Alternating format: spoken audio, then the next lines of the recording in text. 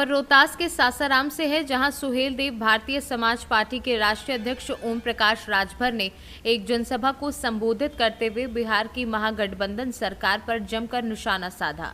अंत में उन्होंने ये भी कहा कि अभी हम लोगों को गर्म कर रहे हैं। बिहार में सिर्फ भाजपा, जदयू, कांग्रेस, आरजेडी जैसी पार्टियां ही दिख रही थी, लेकिन अगले 7 महीने में भारतीय समाज पार्टी भी आपको दिखने लगी है।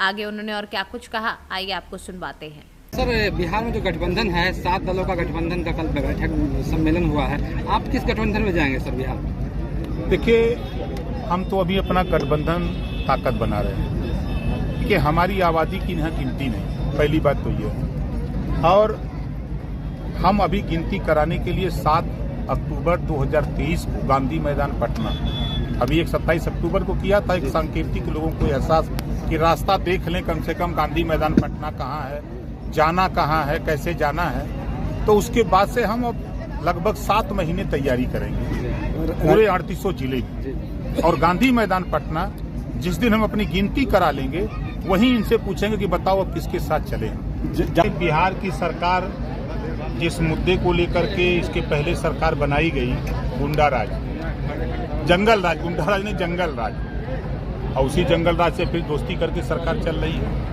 और सरकार को तोहफा जिस दिन शपथ लिया, उसके दूसरे तीसरे दिन देखा कि सड़क पर धुआंधार गोलीबारी चली, घंटों चलती रही। वही तो है सरकार, रोज लड़ाई हो रही है। देखिए, जरूरत आज जैसे सरकारों को या देश के नेताओं को सीख लेनी चाहिए।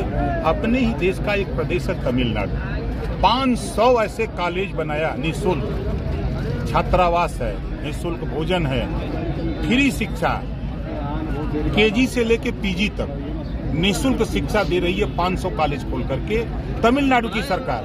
फिर ये सरकार बिहार को क्यों इतना, चाहे बिहार हो, चाहे यूपी हो, चाहे कोई स्टेट हो, हम दूसरे देश से नहीं, अपने तमिलनाडु, अपने देश का एक प्रदेश से सीख लेना चाहिए कि एक समान, अनिवार्य और फ्री शिक्षा जो व्यवस्था तमिलनाडु ने किया है, वो व्यवस्था बिहार सरकार क्यों नहीं कर रही है। कल इसी मुद्दे पर मैं यूपी सरकार को घेरूंगा सदन के अंदर कि आप इन्वेस्टर समिट करने जा रहे हो, अच्छी बात है, बाहर से आना चाहिए, लेकिन अपने देश में, अपने प्रदेश में जब एक स्टेट 500 कॉलेज केजी से लेके पीजी तक निःशुल्क दे रहा है बच्चों को शिक्षा, तो फिर आप क्यों नहीं दे रहे हो? ये बात यहाँ क्यों नहीं लागू होती है बिहार में? जब कहीं भी देश में जाइए तो अशिक्षा के मामले में, गरीबी के मामले में बिहार का नंबर आता है, बेरोजगारी के मामले में। गरमा रहे हैं इनको, और हमको अंदाजा है कि 7 महीने में आपको लगेगा कि बिहार में कोई पार्टी रन कर रही है।